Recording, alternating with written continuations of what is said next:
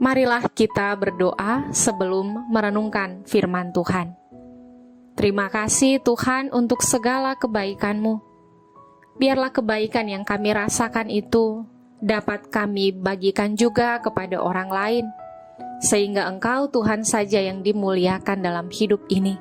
Firman-Mu kiranya menjadi panduan bagi kami untuk mewujudkan kehidupan yang memuliakan Engkau. Amin.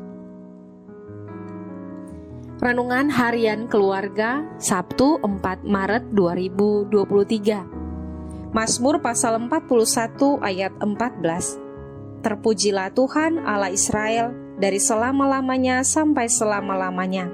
Amin. Ya amin. Judul renungan ini, pujian kepada Tuhan. Hati yang gembira adalah obat.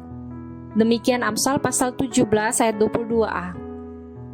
Ketika dirundung kesedihan dan ketika menikmati berkat kasih sayang Tuhan Allah, maka orang percaya menaikkan pujian syukur kepadanya melalui pujian, nyanyian, mazmur, dan sebagainya.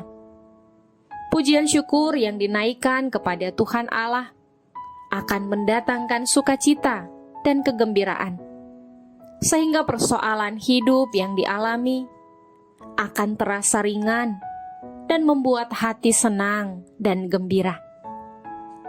Ketika hati merasa senang, maka akan muncul kembali semangat dan gairah untuk melanjutkan aktivitas dalam hidup ini. Pemazmur dalam ayat yang kita baca saat ini mengungkapkan pujiannya kepada Tuhan Allah. Terpujilah Tuhan Allah Israel dari selama-lamanya sampai selama-lamanya. Amin. Ya amin. Kalimat terpujilah Tuhan Allah Israel hendak menekankan bahwa pokok dan tujuan pujian itu adalah Tuhan Allah yang sudah menyatakan dirinya kepada bangsa Israel. Tuhan Allah yang mengeluarkan umatnya dari perbudakan di Mesir dan menuntun dalam perjalanan di padang gurun, serta yang memberikan tanah perjanjian. Tuhan Allah juga yang menyatakan dirinya melalui kelahiran Yesus Kristus yang rela datang dalam dunia ini untuk menyelamatkan umat manusia melalui sengsara dan kematiannya di kayu salib. Karya Tuhan Allah sungguh nyata, di mana pada minggu ini kita menghayati sengsaranya sebelum ia disalibkan. Dia adalah pokok puji-pujian umat Tuhan di segala tempat dan waktu. Firman Tuhan hari ini mengajarkan kita untuk hanya memuji Dia, Sang Juru Selamat umat manusia yang sudah rela datang ke dalam dunia ini, mengalami sengsara yang sangat berat sebelum mati di kayu salib demi keselamatan umat manusia.